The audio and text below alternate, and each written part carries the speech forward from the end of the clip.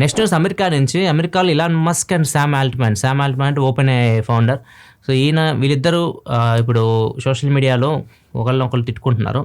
Problem ఏంటంటే రీసెంట్గా ఒక ఏఐ సమ్మిట్ ఒకటి జరిగింది ప్యారిస్లో. దీనికి టెస్లాకి సంబంధించిన కొంతమంది ఇన్వెస్టర్స్ అయితే వచ్చారు.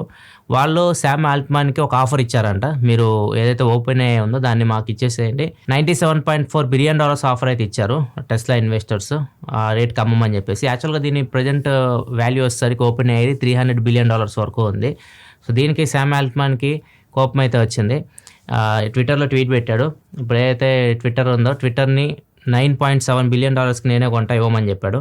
$9.7 బిలియన్ అంటే చాలా తక్కువ అనమాట. ట్విట్టర్ ఇలాన్ మస్క్ కొనింది $44 బిలియన్ కొన్నాడు, 9.7 బిలియన్ అడుగుతున్నాడు అనమాట. అంటే సేమ్ వాళ్ళు ఇచ్చిన కౌంటర్ వీళ్ళకి ఇచ్చారు అనమాట. వాళ్ళు $300 బిలియన్ 97 అడిగారు కదా, ఈయన $50 బిలియన్ వర్త్ది 9.7కి అడిగాడు. ఇట్లా కౌంటర్ అయితే వేశాడు శామ్ ఆల్ట్మాన్.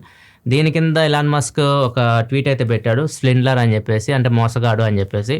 యాక్చువల్గా 2015లో open AI Elon Musk and Sam Altman వీళ్ళు కలిసి వీళ్ళు కలిసి ఓపెన్ చేశారు ఓపెన్ ఏఐని.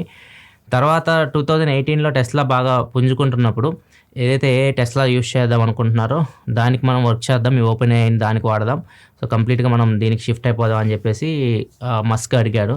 కాకపోతే ఇన్వెస్టర్స్ ఒప్పుకోలేదు. సో వీళ్ళు కంప్లీట్గా వేరే ప్రాజెక్ట్ వర్క్ చేస్తున్నారు. ఓపెన్ ఏఐ ఇప్పుడు ఎంత పాపులర్ అయింది మీకు తెలిసిందే కదా, చాట్ జీపీటీ అన్నీ. వాళ్ళ మోడల్ సపరేట్గా ఉంది, వాళ్ళు ఒప్పుకోలేదు.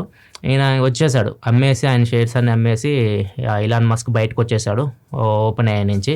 ఇప్పుడు ఓపెన్ ఏఐ ఎక్కడికో వెళ్ళి కూర్చుంది. ఇది చూసి భరించలేక ఇలాన్ మస్క్ వచ్చి మా దగ్గర కాలబేరానికి వస్తున్నాడు అన్నట్లుగా శామ్ ఆల్ట్మాన్ చెప్తూ ఉన్నాడు. ఇట్లా ఇద్దరి మధ్య గొడవ జరుగుతుంది. ఇలాన్ మస్క్ అయితే శామ్ ఆల్ట్మాన్ కాదు, నువ్వు స్కామ్ ఆల్ట్మాన్ అని చెప్పేసి పేరు మార్చేసి ఇట్లా ఒకళ్ళనొకళ్ళు బాగా తిట్టుకుంటున్నారు. మనకు కావాల్సినదే కదా, మీరు తిట్టుకొని మమ్మల్ని ఎంటర్టైన్మెంట్ చేయండి అని చెప్పేసి మీరు ఎంజాయ్ చేయొచ్చు. కొన్ని రోజుల వరకు ఈ పంచాయతీ నడుస్తే తర్వాత చల్లబడిపోయింది, ఎవరి పని వాళ్ళు చూసుకోవాల్సింది.